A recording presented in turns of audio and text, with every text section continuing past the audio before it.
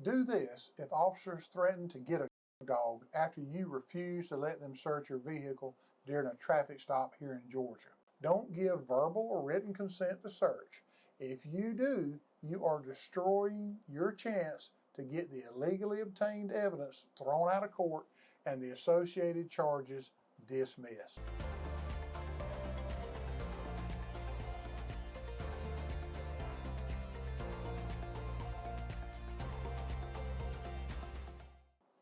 Now, you've been stopped for a traffic violation and you've exercised your rights and refused to give your consent to search your vehicle. Now, the officer threatens to get a dog, and he threatens to do this if you don't voluntarily give your consent to let him search. And usually that goes something like this. The officer will say something like, you're going to make us stand here in the hot sun, while the dog comes.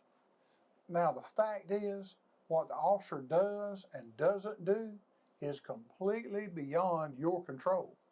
You can't stop the officer from calling for the dog or proceeding in his investigation. The officer is going to do whatever he wants to at this point, but you need to stick to your original response and refuse to give consent to search. But what happens many times is people just give up and agree to a consent search of their vehicle. They think if they're getting a dog, he's just going to say they saw an alert from the dog and they're going to search my vehicle anyway. So sometimes the drivers will just give up and they won't assert their right to refuse the search. And I have several videos on consent searches, and if you want to take a look at those videos, you're more than welcome to. And if you have any questions about consent searches, just post them in the comment section of those videos and we'll get you some answers. Now, let me tell you, just giving up and agreeing to a consent search of your vehicle isn't going to help you if you're charged with a crime.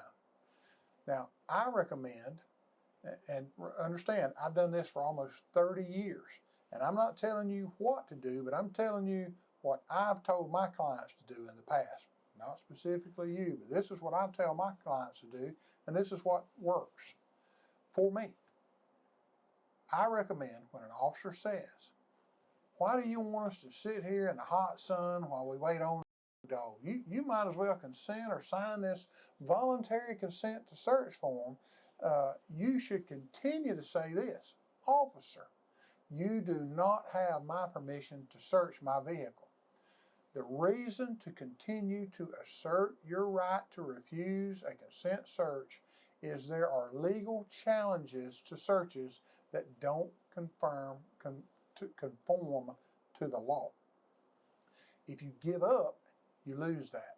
So, for example, if waiting on the dog to arrive takes too long, if there's a violation like this or any other violation of the law or your rights, you have to continue to refuse to give your consent to search your vehicle. If you continue to refuse that search, your attorney can fight the illegal search in court and possibly get the illegally obtained evidence excluded.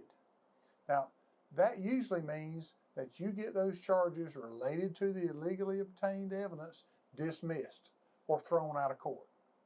Now, if you give up and you agree to give your verbal or written consent to search your vehicle, you have given up the chance for your attorney to fight and get the illegally obtained evidence thrown out of court.